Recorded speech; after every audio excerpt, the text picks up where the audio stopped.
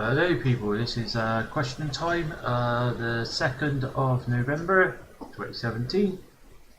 We will get on with our first question.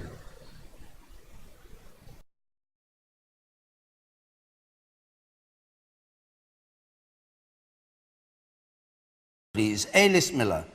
Can we ever change the behaviour and culture of predatory men who use sexual abuse to exert their power?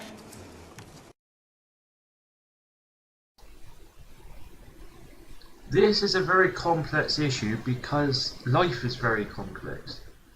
You know, we're trying to label it up as one. You know, not everyone is one group. You know, you've got some women that would not like any man to chat them up, or only men that they find attractive chatting them up. So if they find somebody unattractive, they will start shouting, "Oh, leave me alone, you're abusing me." And then you've got the middle group that, you know, yeah, maybe, you know, that they're not against, but and then you've got the other group that is like more than willing to do what it takes to get up the ladder. You know, you've got three groups, and the same with blokes, I suppose. Blokes who's in the position of power will use that power to get what they want. That's why they want the power. Nothing's changed. The only thing that's changed is people's understanding, and give it a few months, this would be out. In politics, it seems things go so quick and then it's forgot about it. It's like, oh no, that's not a problem.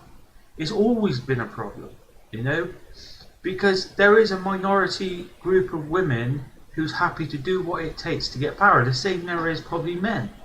Yeah, there's probably a minority group of men that will do whatever they have to get power. And that should be the issue. It's the power issue here. You know, putting your hand on the knee or chatting a woman up is not abuse. You know, that's the thing that I'm getting with all these debates about this issue. It's like, well, okay then, what is a man meant to do? If a man do find a woman attractive, is he allowed to go up and chat to her, or is that going to be classed as an abuse now? Yeah, it's just stupid the way it's going. When there's a clear red line between personal space and, you know, I suppose slapping someone on the ass and calling them names, like references to names, it's like sex names and things like that, that's wrong. That shouldn't happen. Even if the woman do not listen and laughs along with it. That's the problem here, is everyone's got a different personality, and some women may well laugh along with it and joke back, and then you get your other group of women that don't want to do that. And I suppose ultimately every person's different, and I think that's got to be taken into account. But at the same time, you have got that red line with personal space, and a man should control themselves with that red line. They should never feel, because a woman jokes around, that they could go up and slap her on the ass. That's not on. That is just overstepping the mark. Now, the confusing part is, do that, you know, that one particular, a minority few women might actually enjoy that, because they might be physically attracted to their boss. Now, I'm not saying it's right for the man to do that, but it's a complex, it's way too complex for trying to make it sound more simple than it is. Everything in life is so complex, and because we're all different, that adds to a more complex system.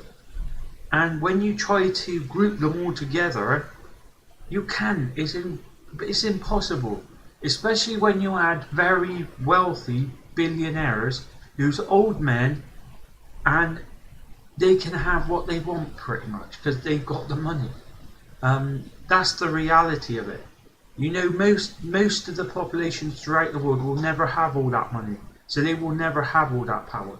But there's actual groups of like, there are groups like, I think one is called something like Sugar Daddy. It was in the news a few months back, a few years back, and it was like students, not like not your average like not a child kind of it. We're talking about adults. We're talking about people in uni who's 18 going on to like the lower 20s. Now they're adults, they can make up their mind what they want to do. If they're happy to sign up to these groups like Sugar Daddy and things like that, and these older men are willing to pay them, is that really abuse? If a woman's making her mind up, then I don't see how that's abuse. You know, yeah, they're young. Yes, they're probably making a questionable mistake, but it's their mistake in their life to make. And when you get a group of women trying to patronise them and trying to tell them, no, you shouldn't be doing that, that will never work. Because we've got to try and understand the whole range of people and the choices people make. And it always goes back to power. Whoever's got the most money's got the power. And if these girls are doing it for the money, but they don't particularly like the man, then, you know, no one can step in. Only they can stop it. Now obviously the red line is if these women are being hurt in any way. You know, that's completely different. You know, if these men feel they've got the power to take them somewhere and then go back to a hotel room and then do their nasty, I don't know, whatever it is. But, you know, ultimately a woman should have the red line and she shouldn't go above it. Or cross it, rather. You know? But it's way too complicated. You can't just put it all into one bubble and say, well, yeah, men just, it's not like that. And even a few people made some very good responses there. When you start adding like touching someone on the, holding someone's hand or touching their knee or something like that, you cannot put that in the same area as someone slapping someone on the ass or grabbing their breasts or whatever you want to call it. You know, there's a red line, and I think deep down we all know what that red line is. And yeah, men must control themselves better. And if it means controlling your alcohol intake so you don't lose control, then you must do that as a person. But I fear is the abuse of power. When a man, both of them, I think, a man or a woman, if they're in a position of power and they know that someone needs that job, you know, they could pretty much do what they want and get away with it. So I think there should be some type of independent body that can actually investigate these things. But obviously the reality is that it costs a lot of money, and it all boils down to money again. And you know, that's where it is, money and power. And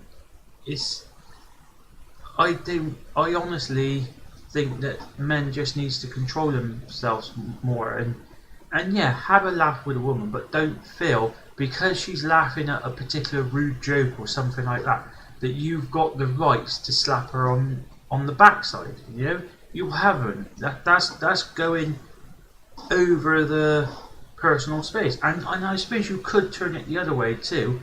If a woman does it to a man, it's both the same thing, isn't it? But it's seen different. If a woman does it to a man, it's like, oh, the man's like, oh yeah, she likes me, I'm gonna have a go, you know. And that's where it gets real complicated. Is both a man and a female has got two different aspects of the way they look on things. If a woman's up for it, the man's definitely up for it. If a man's up for it and he tries to do it to a woman and a woman's not, that's not good. No, that's abuse. You're abusing a woman. You're not allowed to do that. But yet a woman can slap a man on the ass and it's seen like, oh yeah. Now it's a complex issue and it's disgusting that it's happening, but I think it's more to do with money and power than it is anything else. When you've got power over someone, essentially it's like having a slave, isn't it? You know that you've got that power over someone, and if they don't do what you want, you can make their life very difficult in a job, and not necessarily sacking them, but you can give them all the jobs that everybody hates doing in that job. So that's where it comes from. So yeah, it's such a complex issue. Right, I will move on to the next question now.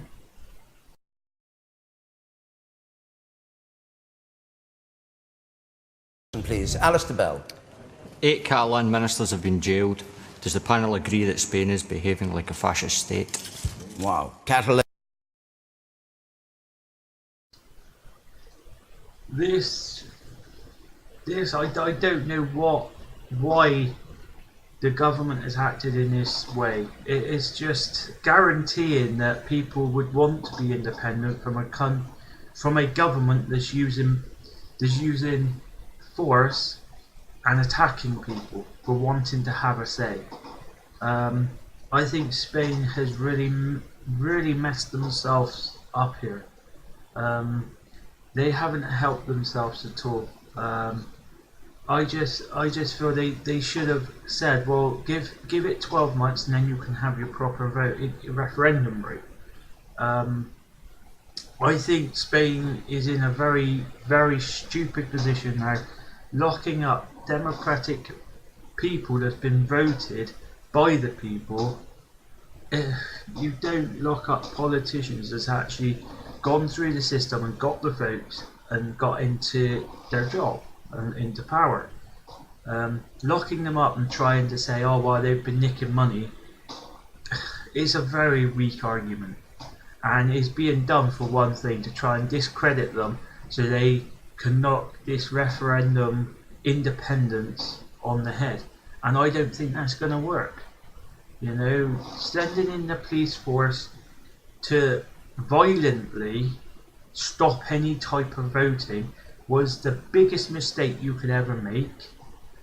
Secondly, they should have got round the table with the Catalonian politicians and agreed, say in 12 months time or something, you can have a proper vote. Just trying to use force and close it down as some type of dictatorship, it is just disgusting. And I didn't think we had that in the West, but well, we have. And I think a lot of it is down to the debt and the stresses being put on governments to try and pay back something that's not payable. The debt is unsustainable in everywhere, basically. The Western world is unsustainable, and that's having an effect on all countries apart from dictatorships that are more internal. And you know, I just think this is one aspect of a country losing the plot and petrified that they're going to lose a very wealthy part of the country, and their actions has made that more likely in a vote. The leader of Spain needs to come out right now and apologise for his actions, and then say in 12 months time we will allow an official vote to take place. But like I said, based on what the Spain government's doing now, I don't think that's going to happen, and I think they're just going to play the hardline dictatorship role, and it's just going to end very nasty, and well, it ain't good for no one, basically. So yeah, I'll move on to the next question now.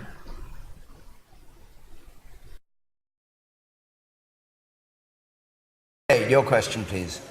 Should smacking a child be a criminal offence? Should smacking a child... Hey, your question, please.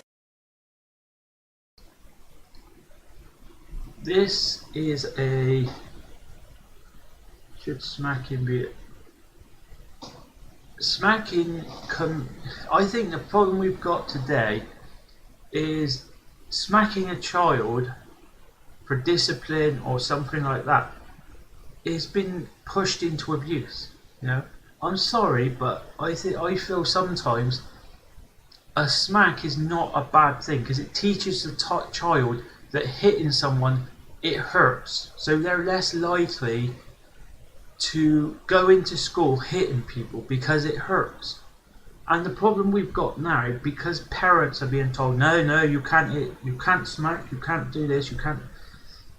That means they're going into into school life, and then you're just getting kids wanting to beat people up because they've never felt what it's like to be hit. So you're just getting undisciplined children, and they're growing up, and we're seeing it now. You know, back when I'm quite old now, but back when I was at school, we would never do some of the things I'm seeing now. Using fireworks as weapons, pointing it at police cars.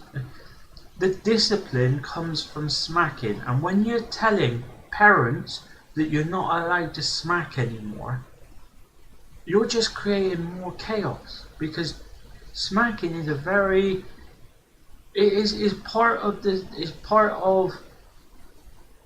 growing your child up, and I just feel that if you don't smack them, you're going to do some other psychological thing to them to get them to do what you need them to do.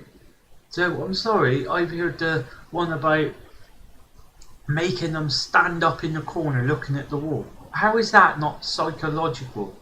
If a child don't want to, he's going to fall down on the ground. If you're going to keep picking him up and telling him to stay there, that's a long period of psychological abuse. If you're going to get your child to stand up when he's he's crying and not doing what he's been told, and you're going to force him to stand up against a wall looking at the wall, you know, sometimes I think a smack is quick. It just gets it over with real quick, and within half an hour a child's probably forgot he's done what he was meant to do, which he was being asked to do all along, and it's just a lot quicker. I feel, and like I said before, it teaches the child a lot more about discipline and about going around hitting people. And, you know, and nowadays it's just chaos. The lack of discipline is it used to be the parents' job to discipline. Nowadays it's been pushed on to the public services. So police officers are being part of their job now is acting like the parent to discipline the child, and I just feel that shouldn't be the case. You know, if you don't discipline the child at a young age, as they get older, they start to learn more bad language, they start to learn more bad behaviour, and then it starts to become a problem as they start growing up as a teenager because they do not respect their parents. I was smacked when I was playing up, and I loved my mother to bits. And I would not turn around and say, oh, well, my mother abused me because you smacked me because I didn't do this or didn't do that, or I was just playing up one day. Yeah. No, I'm sorry. A smack is not abuse. One little smack is not abuse. Now, obviously, there's people out there that goes way above that. You know, I'm not here bruising them, beating them, chucking things at them, making them do stuff that is very mean and nasty. Yeah, that is a red line area, and I'm not saying that we should make that less important. That's where the state should come in, is when a child is being mistreated on that scale, where they got to eat either from the bin or stuff like that. That's abuse. But a simple smack for discipline purposes is an essential part of teaching a child many different aspects of growing up. And I'm sorry, but children today, they haven't got no respect. If you want to, I'm suspecting in most areas in the UK, try going on a bus when all the school kids are leaving. it is absolutely chaos around my area. You know, the kids running around chucking things. They haven't got no respect for people on the bus. And I'm going to say, I'm not saying all kids are like that. There are some that sits down, don't kick up, but there's also a minority that plays up way more and disrespects everyone on the bus, and it's disgusting. And that's because of the lack of discipline. And parents are in no man's land now because they're, especially in Scotland now, it's like, well, I can't smack them, so what can I do? I tell them to stand at the wall, they don't. They turn around and say no. Discipline has to start from a young age, and you've got to imprint that discipline. And if that requires a smack, then so be it. But as a responsible adult, you would not want to abuse your child because you love your child, and most parents do love their child. And I just feel saying that you're not smacking them, I think is an essential part of disciplining your child.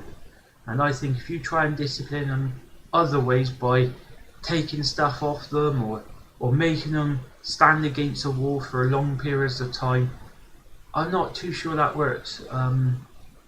Like I said, I did have the naughty step, so I can't really turn around and say what to. But you know, I wasn't smacked all the time. That's the key aspect here. It's not like I was bad. It's not like I was always smacked. You know, I was put on naughty step quite a few times growing up. But you know, smacking was also a part of my discipline growing up. And I feel today parents are too scared to do that because the police will be knocking on them doors, and then you get this rhetoric of being a child abuser. And as a parent, that must petrify every parent in this country to be labelled like that. Because in the communities, once you're labelled like that, that's it. Even if you're guilty or not guilty. If you're not guilty, it doesn't matter. Once the community's heard that you've abused your child in some way, that's it. You're guilty. You know. And I think that's what a lot of parents are petrified by today. And that means they're not really disciplining their children. And it's falling to the police. And the police are just not equipped to do that. Because the police can't discipline a child. It's just madness. And I fear it's a very, very nasty thing to do, putting it in law, to try and control what a parent can do. A parent that loves their child would never want to abuse their child, and one simple smack is over within seconds, bang, yeah, and then it's over with. The child knows that hitting someone, it hurts, so they're less likely to go into school and act like a bully. Some parents, you know, some kids may take it the other way and think, well, I get hurt at home, so I'm going to hurt. But it's a complex. I know I keep saying it, but life is complex. Right, I'll move on to the next question now.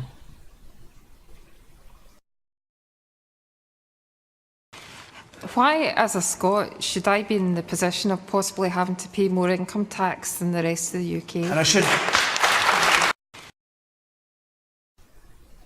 Well, at the end of the day, that's what you get when you vote for a particular party, innit? You know, you voted for a party that wants independence, and they're taking your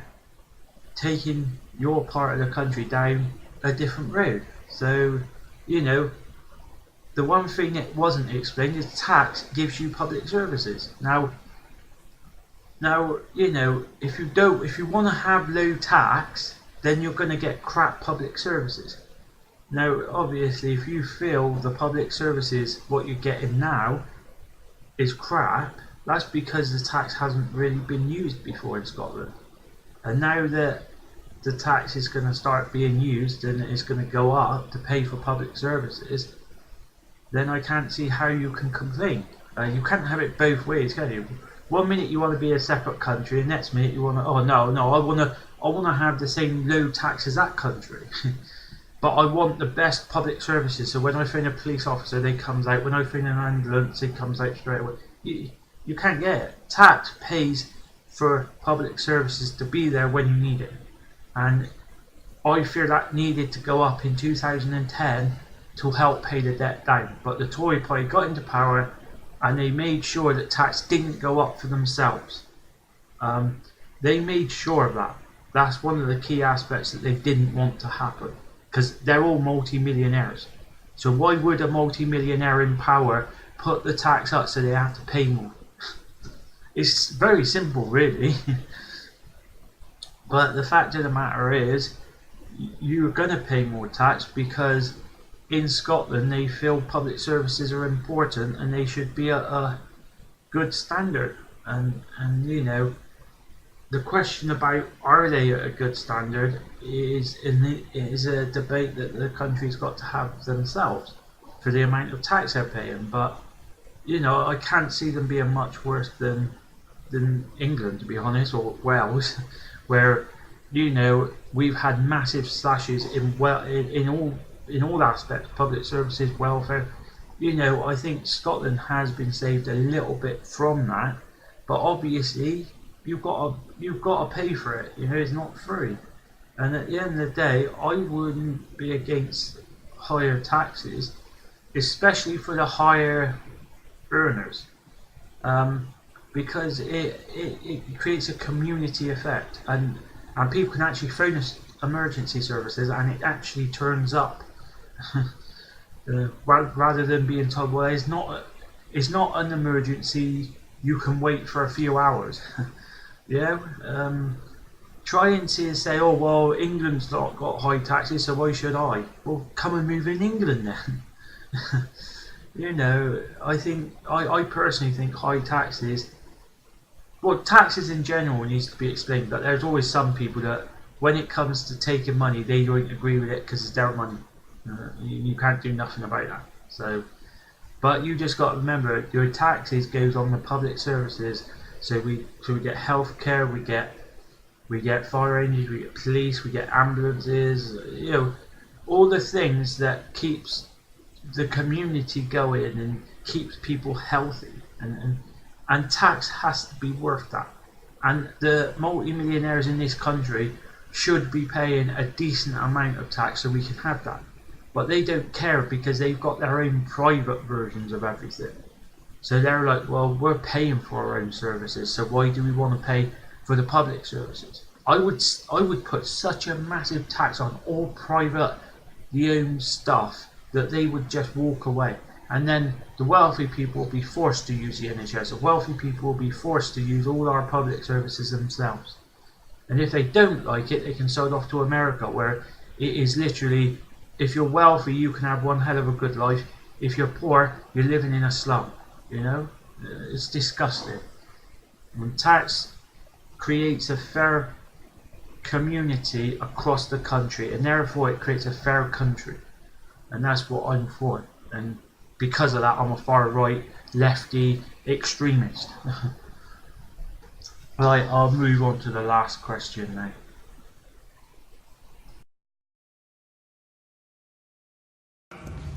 Should our present Prime Minister, Theresa May, be replaced by our excellent Ruth Davidson? Okay. As people know, I'm no fan of the Tory party, but in this aspect, I would actually fear Ruth Davidson being Tory leader, because there is something about her that is pretty good.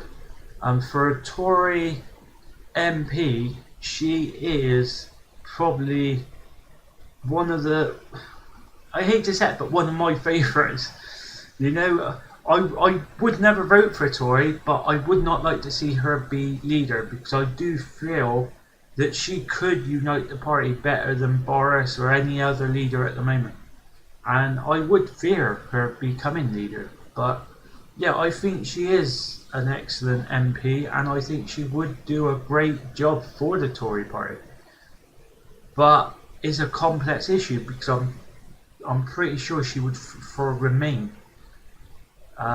in the EU. So the Brexiteers within the Tory party wouldn't like it at all. And can Ruth actually control them is a all different question in the Tory party. Behind closed doors, The Tory party is a very ruthless, nasty party of people in power that wants to keep that power, you know. And I don't know if she will be able to control that. And like May, she's having nothing but trouble. But yeah, I would not like to see that happen. But if it did, I think Jeremy Corbyn's Labour Party would get a bit of a shock with how good she will become as a Tory leader. But the biggest problem is, will the Tory party themselves support her, or will they just do what the PLP been doing for Jeremy Corbyn and keep stabbing her in the back? I wouldn't like to see her leader, but you know, that's down to her at the end of the day. Thanks for watching, people. I will leave it there. I did enjoy this question time. I did like the range of questions was pretty good. Until next time, ta-da.